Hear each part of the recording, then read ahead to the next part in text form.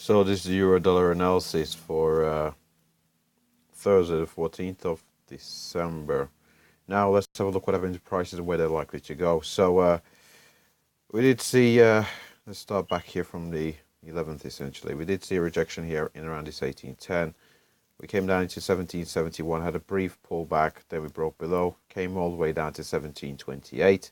In around this 1728, we did find some buy side momentum into the market, had a brief pullback, and what we were expecting was further continuation up to 1771. Now, up to the so we're expecting further continuation 1771, after which we're looking to see our price react before possibly targeting 1810, above which we're looking for 1830. Now, we did see prices go into a bit of a mini range before the fundamental news catalyst that we were expecting. What we did see was we did see this pretty large candle. We did open just down there. We did trade pretty close to this 1728. I've got marked out here in the charts. We went as low as 1729.5.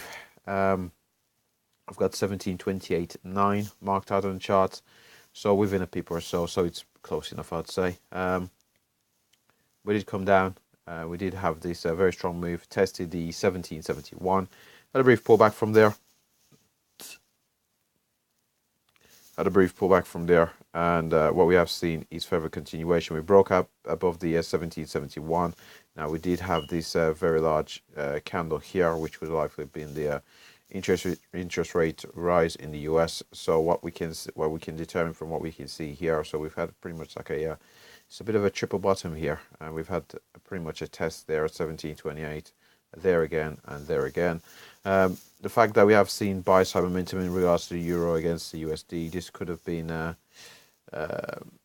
due to the fact that the interest rate decision was somewhat telegraphed. So we are seeing further continuation to the upside. So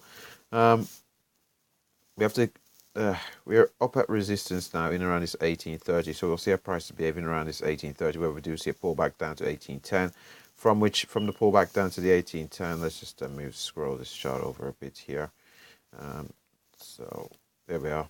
So if we get a pullback from this 1830, this major level, if we're not able to hold it again, we break below this 400 period moving average, you'll see how we react in around this 1810. If we do see buy side momentum come back into the market in around this 1810 for a possible test of 1830 before a move possibly all the way up to 1862. If, however, we don't have a breakdown from where we are at present, if we do see continuation, again, we're looking to target 1862 above us. Beyond 1862, the levels that we are looking at are just... so above 1862, we are looking to target 1910. Beyond 1910, we're looking in around this 1960. Those are pretty much the levels that we are looking for to the upside. We do have a fundamental catalyst in regards to the euro on, well, today, the 14th of December. So we'll look to see how prices react from where they are at present. Where we do get a continuation, we hold on to the, if we do hold on to 1862 again, we target 1910 and 1960 to the upside. Far end of range possibly being in around this 120 region. If we do have enough of a strength in the catalyst, 120 could come into focus again. Now on the other end, I suppose we have to look for downside targets. So if we don't have the continuation, if we do have the fundamental turnaround, again, if we don't hold 1810 for a possible move upwards, we're looking to see our price react in around 1771, which is a major level. A breakdown from 1771, we're looking all the way down at 1728, which has held on 3 consecutive occasions here in the most recent past. Okay, we've traded slightly below it or slightly above it, but for me, we have held this 1728. We've not traded beneath it by a significant amount. And again, we'll see our prices react to 1728. But due to the frequency of tests, we possibly will see a break down of that 1728. The next level beneath us that we'll be targeting is around the 1710.